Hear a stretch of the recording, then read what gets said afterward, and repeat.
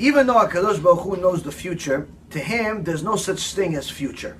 HaKadosh Baruch Hu sees the past, present, and future as a single vision. Meaning the minute he created the world ended. But for us to understand what that I just said is impossible, because we think everything in the context of time. We measure everything according to time and space. He's not subject to time and space. He created it. If he didn't create time and space, he would be subject to it. Once he creates it, that means he's above it. So now, since HaKadosh Baruch Hu, past, present, and future, is all the same to him, he knows how the world's going to end. He knows what was in the beginning. He knows at all point. But nonetheless, that does not change our free choice. What is it like? If, let's say, for example, I told you I know the future, and you said, nah, no way. I like your beer, but no way, you don't know the future. So I say, okay, I'm going to show you, I can prove to you that I know the future. How can I prove it to you? I'm going to write everything on a piece of paper. I'm going to put it in an envelope, and I'm going to give it to you, so you know I'm not manipulating it. You carry that envelope, but don't look at it the whole day. In fact, the whole week. Might as well if I know the future. The whole week, you carry that envelope, but don't look inside. You go about your business. We say bye. We'll meet next week. Same day, same time. You come back the next week. We say, okay, guys, audience, clap, cheers. Let's open the envelope, see what happens. We open the envelope. We see in the paper, everything that you did that whole week, I wrote down already. Did that change your free choice? No. So even though I knew it, nothing changed for you. That's, in essence, a little bit of an understanding of how God's knowledge works. He knows the free choice, but he doesn't influence your free choice.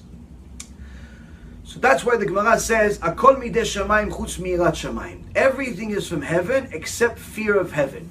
Whether you were born or die is from Hashem.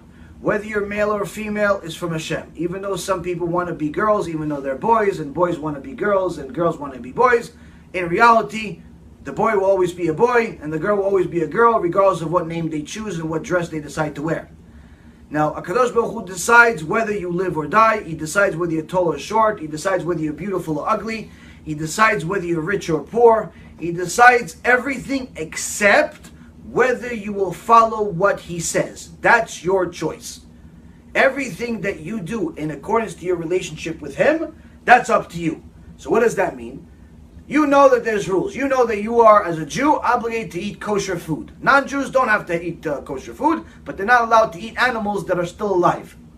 If the animal's still alive, don't chop off its leg and start eating it, because that violates the 7 Noahide laws.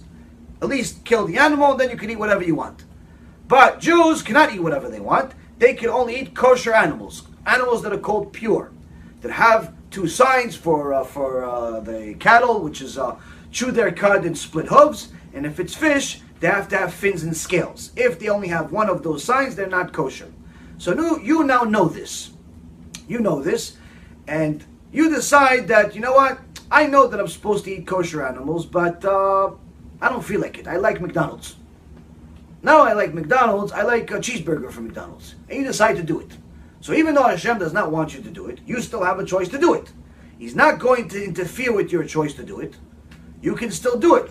If you do it, you'll have to pay for that choice. If you don't do it, you'll get rewarded for making that choice. Point being is that even though He knows that you can make both choices, He doesn't interfere with those choices. So that's in essence a little bit of a understanding of how free choice works, but at the same token, how that coincides with Hashem's knowledge of the future.